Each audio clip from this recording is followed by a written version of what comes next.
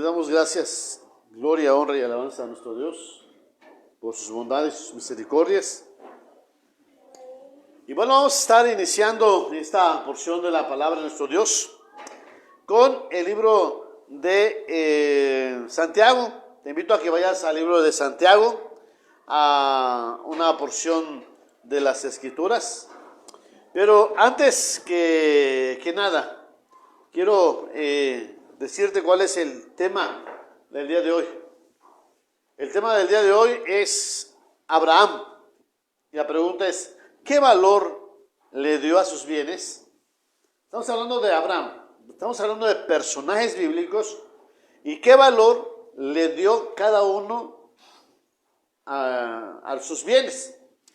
Entonces estamos hablando comenzamos con Adán, seguimos con la ofrenda de Abel, de Caín, y también estuvimos hablando de Noé el domingo pasado. Hoy vamos a hablar de Abraham. Tal vez vamos a hacer 2 estudios sobre el libro de Abraham, 2 estudios. Los primeros estudios tienen que ver con la misma relación que Dios le dio a Abraham. Antes de llamarse Abraham, se llamaba Abraham, ahora se llamaba Abraham. Pero vamos al texto de la palabra del Señor, el libro de Santiago, capítulo 2, versículo 23. Mira cómo la palabra del Señor nos dice así: y se cumplió en la escritura que dice, Abraham creyó a Dios y le fue contado por justicia y fue llamado amigo de Dios. Aquí es algo interesante como las escrituras marcan en el libro de Santiago. Santiago dice, creyó a Dios y le fue contado por justicia y fue llamado amigo de Dios. Aquí tiene que ver la fe. ¿La fe afecta los bienes económicos? Sí, definitivamente. Al Dios al cual tú adoras y cual tú crees, esto va a enfocar tu parámetro de lo que tú haces con los bienes que te han dado la responsabilidad. Déjame decirte que Abraham fue padre de cuando menos 3 pueblos en forma directa. Fue padre de los ismaelitas. Recordemos que Abraham, antes de tener el hijo de la promesa, que era Isaac, se juntó con Agar, su criada, y produjo como tal a un hijo llamado Ismael. Después vino la promesa con Isaac, e Isaac tuvo 2 hijos, uno llamado Jacob y el otro llamado Esaú. Los descendientes de Jacob se llaman israelitas, porque Dios le cambió el nombre de Jacob a Israel. Entonces también ellos son descendientes de Abraham, y de ahí surge un pueblo llamado Israel que hasta el día de hoy permanece, como los ismaelitas permanecen y están en toda esa península de Arabia. Y están los edomitas. ¿Quiénes eran los edomitas? Los edomitas eran los descendientes del hermano de Jacob, que llegó a ser también una nación fuerte y poderosa, y también están en esa misma región de Siria donde se pueden encontrar. Entonces, en la actualidad está la familia ahí en la zona del Medio Oriente, solamente que se están dando de garrotazos, por decirlo de una u otra manera. Pero además de todo ello, resulta ser que los creyentes en Jesús también somos llamados hijos de Abraham, somos descendientes por la fe en Abraham. Y déjame darte cuando menos 3 textos bíblicos que nos dan un parámetro para entender cómo esto puede ser posible. En Lucas capítulo 3, versículo 8, habla diciendo el Señor Jesucristo de esta manera. Presta atención. Haced pues frutos dignos de arrepentimiento, y no comencéis a decir dentro de vosotros mismos, tenemos a Abraham por padre. Porque os digo que Dios puede levantar hijos a Abraham aún de estas piedras. No porque seas descendiente de Abraham, ya eres israelita o ya eres judío. Es decir, tú tienes que aprender a entender que Dios es el soberano de todas las cosas, e incluso de los hijos de Abraham. Dios puede levantar hijos de Abraham, incluso de México, de Bochil, Chiapas, claro que sí. Dios puede levantar hijos de Abraham.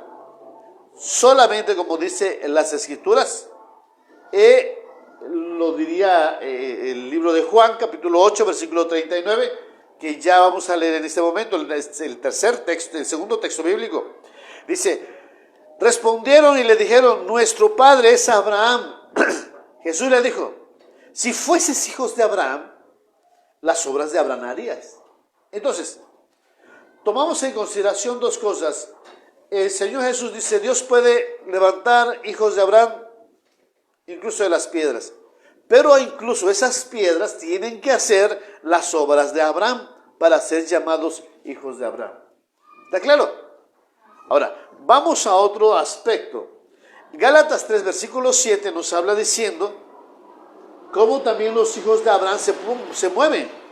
Sabed, por tanto, que los que son de la fe, estos son hijos de Abraham. Entonces aquí encontramos dos cosas. Encontramos que Dios, que levanta hijos de Abraham, incluso de las piedras, incluso de cualquier iglesia, de cualquier organización o de cualquier pueblo, Dios puede levantar un hijo de Abraham, pero ese hijo de Abraham tiene que hacer, uno, las obras de Abraham, dos, la fe de Abraham.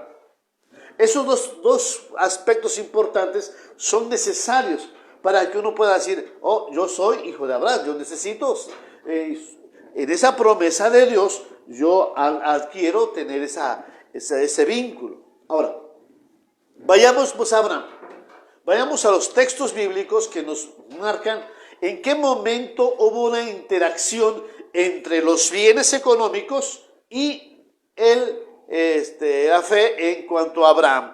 Por ejemplo, vamos a Génesis 12, versículo 5, en donde se habla por primera vez como Dios llama a Abraham y le dice, sal de tu tierra y de tu parentela a la tierra que yo te daré. Y salió Abraham. Dice versículo 5, tomó pues Abraham a Sarai su mujer, y a Lot, hijo de su hermano, su sobrino, y todos los bienes que había ganado, y las personas que había adquirido en Aram, y salieron para ir a la tierra de Canaán, y a la tierra de Canaán llegaron. Fíjate qué interesante que Abraham ya era un hombre rico, ya había prosperado en Harán, donde era, de tal manera que tenía bienes, había llevado a las personas que había adquirido, sus siervos, sus servidores, y no solamente a él, sino también a su sobrino. Me imagino que después del texto bíblico que nos habla, que Lot también llevó consigo sus pertenencias. Llevó consigo tal vez su mujer, probablemente. No lo dice con certeza el texto bíblico, o si la mujer de Abraham fue conseguida en Canaán, no lo sabemos. Pero lo cierto es que en el libro de Hebreos, en el capítulo 8, el mismo apóstol Pablo habla diciendo sobre este evento. Por la fe, Abraham, siendo llamado, obedeció para salir al lugar que había de recibir como herencia y salió sin saber a dónde iba. Fíjate qué interesante cómo el texto bíblico plantea que la promesa, el llamado de Dios es más importante que incluso los bienes terrenales que tú estás adquiriendo en un lugar. Tú puedes aferrarte a un pueblo, tú puedes aferrarte a tu casa, tú puedes aferrarte a tus posiciones, tú puedes aferrarte a tu posición económica y de repente Dios te manda un llamado. Sal a predicar el evangelio, ve a otro lugar y tú por amor a tus bienes te puedes quedar. O bien superditas todo esto a el llamado que Dios te ha dado. Entonces aquí encontramos cómo la promesa está primero antes que tus bienes. El llamado de Dios es primero, antes que tus bienes. Pero tú puedes decir, es que yo tardé 20 años en adquirir mis bienes. Imagínate, Abraham tardó 75 o 50 años en adquirir bienes y que de repente, de la noche a la mañana, la palabra del Señor llega y dice, sal de tu tierra y tu parentela a la tierra que yo te voy a dar. Y se fue. Adquirió, agarró lo que tenía que agarrar y se fue. Lo que pudo dejar, dejó. Por eso encontramos en 2 Corintios capítulo 5, versículo 7, por fe andamos, no por vista. Entonces, ese fue el trato que Dios motivó a Abraham para que decidiera qué va a hacer con sus bienes. ¿Me sigues en el llamado o sigues con tus bienes en esa comodidad donde tú estás? El llamado es primero y los bienes le tienen que seguir. Si tú puedes llevar, puedes canjear algo y llevar tu morralita de paga donde vas, puedes hacerlo también, ¿no? Aunque el Señor Jesucristo nos marca diciendo, o en una parábola, un texto, donde vayáis, ven con lo que tú tengas.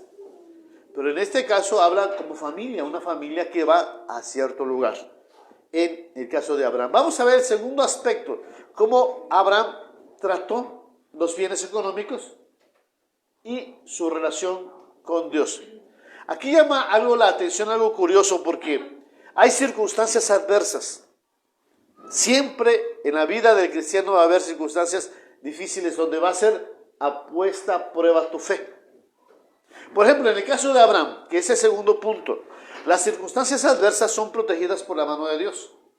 Hay dos casos interesantes en el que Abraham puso en juego su fe por temor a morir. Génesis 12, versículo 16 dice: e hizo bien a Abraham por causa de ella, y él tuvo ovejas, vacas, asnos, siervos, criados y asnas. Mas Jehová hirió a Faraón y a su casa con grandes plagas por causa de Sarai su mujer. Mira, en este caso de Faraón, cuando Abraham baja a Faraón, a casa de Faraón, a Egipto, dice que le dice a su mujer: ¿sabes qué, mujer? Tú eres muy hermosa y me van a matar. Así es que di que eres mi hermana. Y así lo hizo. Entonces Faraón llevó a Sara a su casa, pero Dios intervino. Dios no nos dejó que el pecado sobreabundase en la vida de Sara y la desgracia llegara. Dios lo protegió y Dios al final lo bendijo. Mira, no queremos hablar que el fin justifica los medios, como algunos conceptos tal vez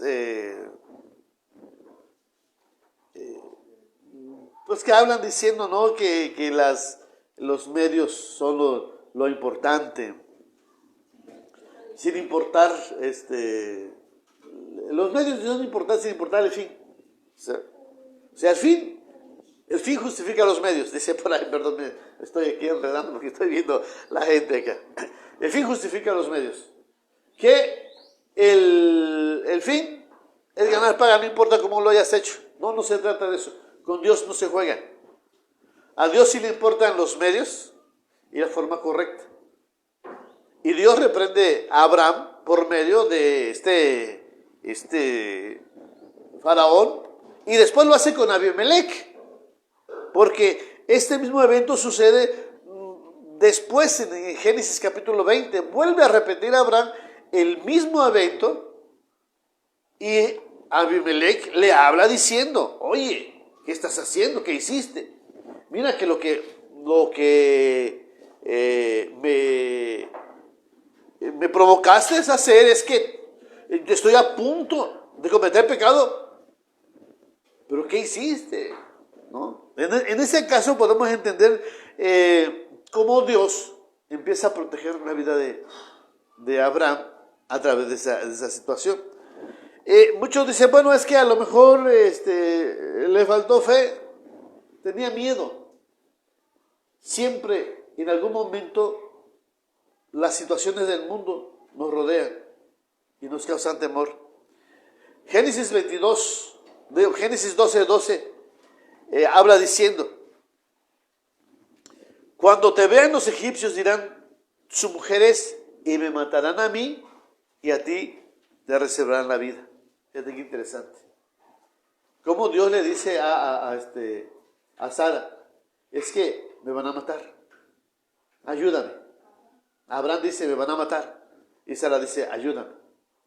Mientras que en Génesis capítulo 20, versículo 11 dice: y Abraham respondió: Porque dije para mí, ciertamente no hay temor de Dios en este lugar y me matarán a mí por causa de mi mujer. En las dos acciones había temor, había miedo. Pero Dios nos dice que no debemos tener temor, que no debemos tener miedo. Que el perfecto amor echa afuera el temor. Y Abraham fue probado en la fe. ¿Y qué? Eso quiere decir que tú vas a llegar a un momento en que vas a ser probado en una área económica, en una área de fe.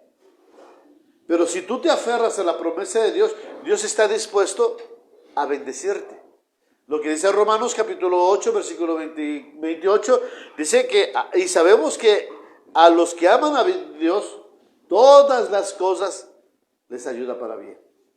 Esto es a los que conforme a su propósito son llamados. Recordemos, Abraham tenía un propósito. Le dijo Dios, ve a la tierra que yo te daré. Y fue en ese llamado. Y en ese llamado tuvo temor, tuvo miedo. Y sin embargo ese miedo, ese temor, Dios cambió su circunstancia en gozo y alegría. El apóstol Pedro dice en 1 Pedro 1, versículo 7, que la fe es puesta a prueba. Y es puesta a prueba mucho más preciosa que el oro, aunque perecedero, se prueba con fuego. Y se ha hallado en alabanza, gloria y honra cuando se ha manifestado Jesucristo. El mismo siervo Abraham, el hijo, el amigo de Dios, fue probado y fue hallado fiel. Dios lo protegió y lo bendijo, y Dios los prosperó de una manera grande. Con esto quiero decir, hermanos, que llega un momento en la vida que tú vas a ser probado en tu bien precioso, por decir así, un bien, o tu familia. Y tú tienes que decidir qué hacer. Pero si tú eres parte del llamado de Dios, Dios te va a sacar adelante. Sé fiel a Dios en todas las áreas de la vida. El tercer aspecto que quiero tocar es otro texto bíblico cuando Abraham y Lot se separan. ¿Cómo trató Abraham la cuestión del dinero? ¿Cómo Abraham manejó este asunto financiero? Porque la riqueza no es para separar a la familia. Pues no es mayor la riqueza, o sea, no tiene mayor prioridad la riqueza sobre la familia. Aquí encontramos otro hecho importante. Dice en Génesis 13, versículo 5 en adelante. Y también Lot, que andaba con Abraham, tenía ovejas, vacas y tiendas. Y la tierra no era suficiente para que habitasen juntos, pues su posesión eran muchas y no podían morar en el mismo lugar. Entonces Abraham dijo a Lot, y Abraham toma la tutela, porque era el tío, era el mayor, o sea, él hace su responsabilidad mayor. Dice, no hay altercado entre nosotros dos, entre mis pastores y los tuyos, porque somos hermanos. Fíjate qué interesante, somos hermanos. No está toda la tierra delante de ti, yo te ruego que te apartes de mí. Si fueses a mano izquierda, yo iré a mano derecha. Y si tú fueres a la derecha, yo iré a la izquierda. Qué interesante cómo el siervo de Dios, el amigo de Dios, llega y dice, ¿sabes qué? Hay dinero de por medio, hay bienes económicos de por medio. Pero esto no es una causante de que nos peleemos como familia. No hay por qué pelearse como familia. Triste y lamentablemente hemos escuchado que muchas familias se pelean por causa de dinero, por causa de herencia, y se separan hermanos, se separan tíos, familia, por pleito de herencia o por pleito de dinero, por recursos económicos. Y esto no debe ser así. ¿Cómo lo trató el padre Abraham este asunto de dinero? Primero, con la familia no hay que pelearse en cuanto a cuestión de dinero. Y dice, porque somos hermanos. Primero, la familia debe resguardarse como el bien preciado más grande. Dice en la escritura que que el amigo está ahí para ayudarte. Y el hermano está ahí para tus necesidades de aflicción más grandes. Imagínate, ¿para qué nace un hermano? Para ayudarte en los momentos de aflicción. Y después lo vamos a ver en otro texto bíblico, lo vamos a ver. Pero en este asunto no peleemos. ¿Por qué vamos a pelear por dinero? ¿Por qué vamos a pelear por la taquería? ¿Por qué vamos a pelear por el changarro que dejó mamá? ¿Por qué vamos a pelear por la herencia? ¿Por qué vamos a pelear? 2. Tenemos que ver las cosas por anticipado en estos asuntos familiares. El padre Abraham le dijo, mira, si tú te quieres ir a la izquierda, yo me voy para la derecha. Si tú te vas para la izquierda, yo a la derecha, tú a la derecha, yo a la izquierda, no hay problema. El chiste es que no nos confrontemos. ¿Sale? Tú quieres ir hacia San Isidro, vete a San Isidro, yo me voy para Orizaba, aquí en Bochil, ¿no? Y no nos peleemos el terreno, ¿sí? Sí, vivamos con calma. Tenemos que ver, anticipar. No vamos a decir, es que sabes que somos hermanos, si los dejamos ahí ya no hay problema. Pero yo me voy hacia esa área y tú quédate con esta área, la que te guste, la que más te guste. Recuerda que Dios le dijo a Lot, escoge la que tú quieras. Y entonces Lot dice que escogió la planada, lo que se miraba hermoso, lo que se miraba bello. Escoge lo mejor, si quieres agarra lo mejor. Y Abraham escogió las montañas. Sin embargo, si tú eres un hijo de promesa y la promesa de Dios está sobre ti, no importa que te vayas a izquierda o a derecha, no importa que si te vayas a los montes o vayas a las planadas, Dios te va a sustentar.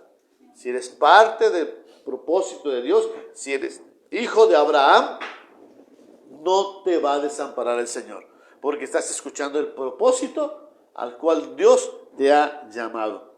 No sé si queda claro hasta aquí este asunto. Entonces vamos a otra porción de la Biblia. Cómo Dios, a través de Abraham, nos enseña cómo debemos tratar el asunto de cuestiones económicas. Por ejemplo, vamos al caso allá, la familia y las personas están por encima de la riqueza. En situaciones de dificultad, de apoyo, de ayuda.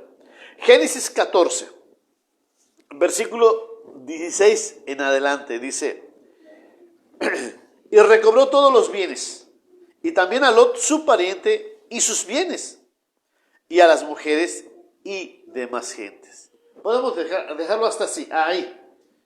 Esto nos hace recordar de cuando los 3 ángeles, el ángel de Jehová bajó y vio a Abraham y le dijo, he de ocultar a Abraham lo que he de hacer. Y le empezó a Abraham a interceder por Sodoma, porque Dios iba a destruir a Sodoma y a Gomorra.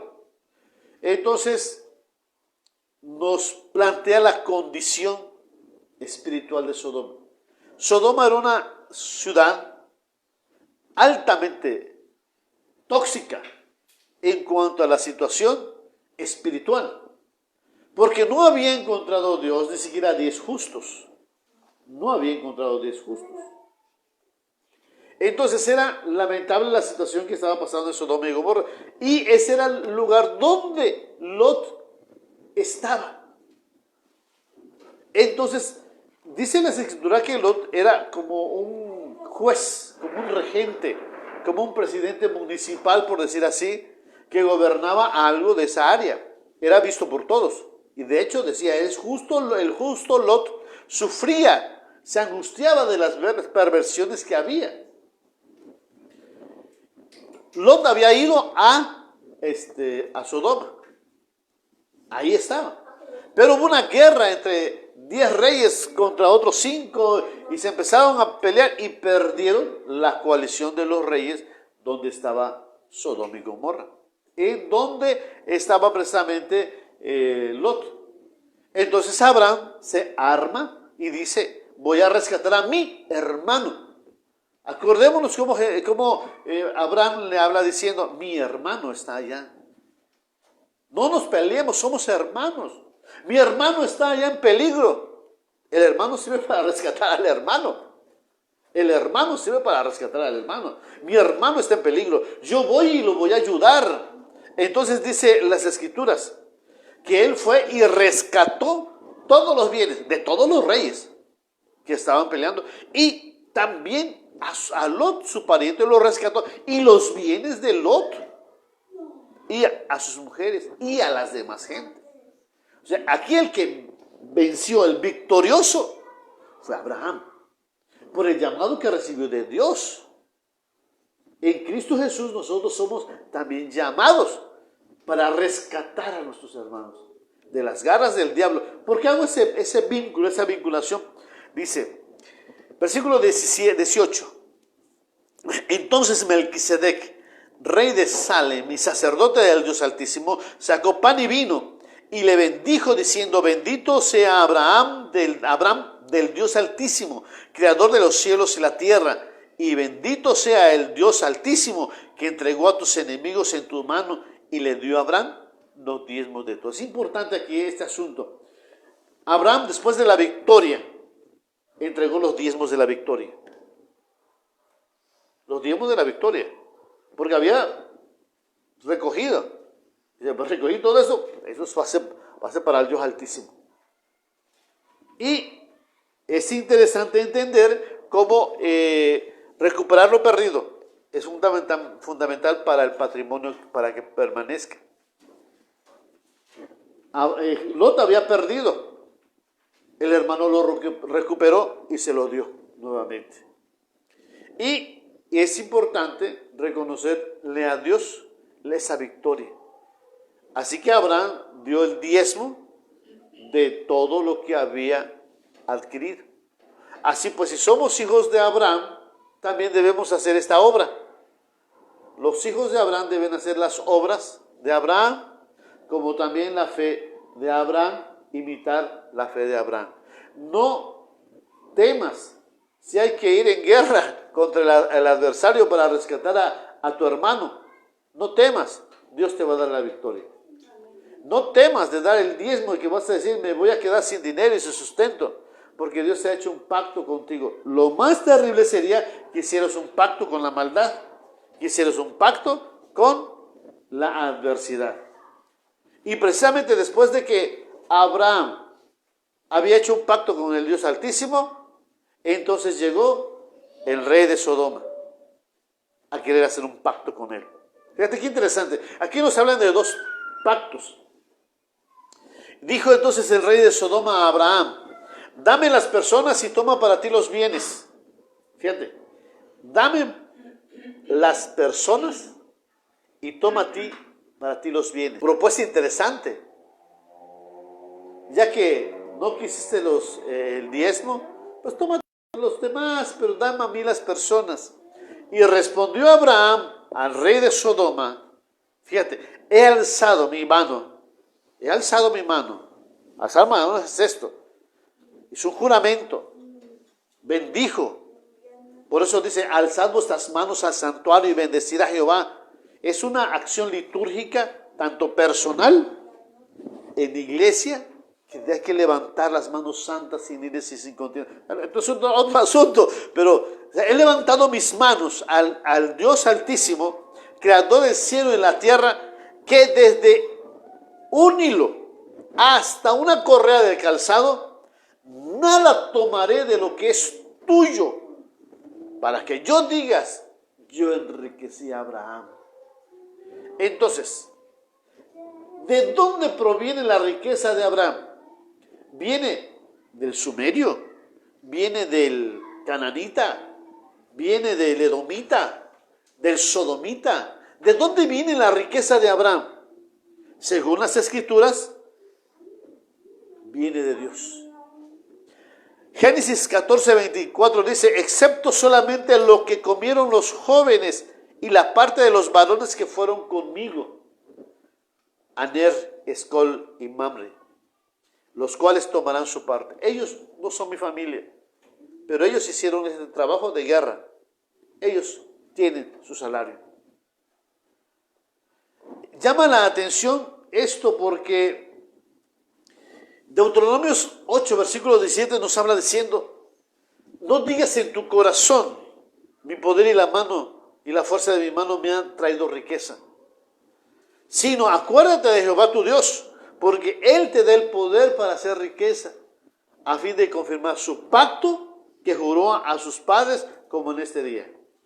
Dios había hecho un pacto, Abraham había hecho un pacto con Melquisedec, rey del Dios Altísimo, de que no iba a tocar nada más que lo que de él provenía. Y no iba a tocar otra cosa más. Llama la atención un comentario que habla la Biblia Reina Valera 95, y se confirma cuando uno va a buscar los textos bíblicos de ellos. El nombre Bera y Birsa, que son los nombres de Sodoma y Gomorra, los reyes de Sodoma y el rey de Gomorra, se llaman Bera y Birsa. Los reyes de Gomorra y Sodoma se llaman Bera y Birsa. Y añade, quizás tenga un valor simbólico. Claro que tiene, no solamente el valor simbólico, que cada nombre de la persona representaba lo que era. El primero, Bera, significa en el mal. Y el segundo, Birsa, significaba en la maldad. Imagínate querer enriquecerse del mal, o querer enriquecerse en la maldad, el mal, es decir, yo voy hacia el que es malo y aprovecho de ahí. En la maldad, yo ejecuto la maldad y así me enriquezco. Cuidado, cuando tú haces una alianza financiera, debes saber con quién te estás metiendo. Cuidado cuando quieras hacer un trabajo de recursos financieros, debes saber si aquel hombre es un hombre malo, no te metas. Si el trabajo es un trabajo de maldad, tampoco te metas.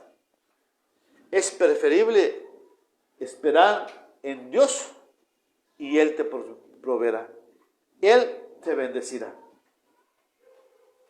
Hasta aquí terminamos el estudio.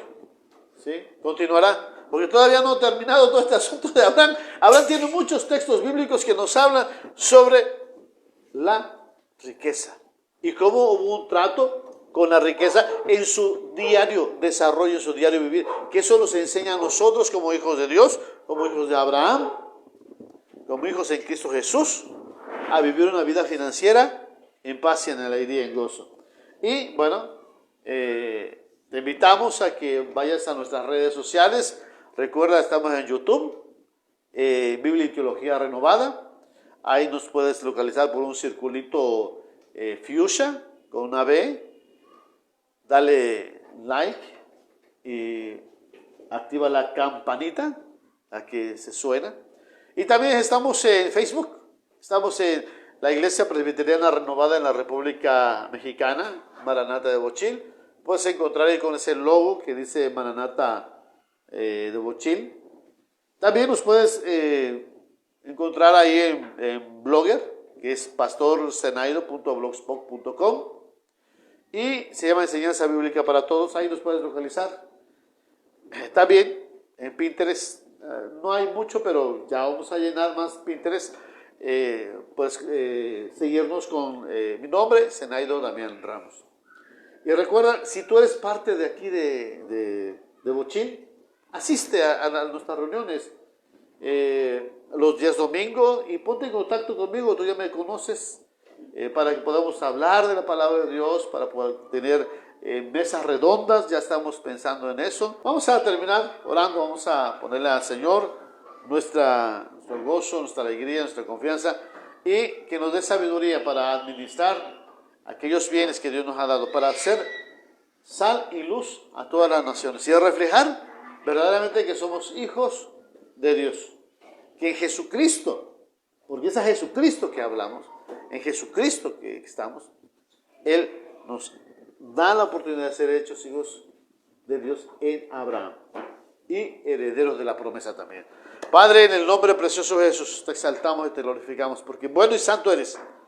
En estos tiempos, Señor, donde la economía está escasa, donde muchos han perdido trabajo, donde muchos, Señor, están padeciendo necesidad, te rogamos, mi Dios, que nos alumbres con tu palabra, que derrames tu poder sobre nosotros, que estas palabras tuyas, Señor, nos puedan motivar para buscar esa economía que proviene de ti. No en nuestras fuerzas, Señor, porque tu palabra dice, no en nuestras fuerzas, sino en tu fuerza, Señor, y con tu Espíritu. Espíritu Santo, llénanos de tu gracia y de tu amor. Y permite que podamos reflejar a otros la herencia que tenemos en Cristo Jesús, nuestro Señor y Salvador. Y si alguno de nuestros amigos no ha aceptado al Señor Jesucristo, ese es el tiempo y este es el momento para decirle, Señor Jesús, aquí está mi corazón y aquí está mi vida. Hazme nueva persona, necesito más de tu presencia y de tu amor. Gracias, Jesús, porque eres bueno.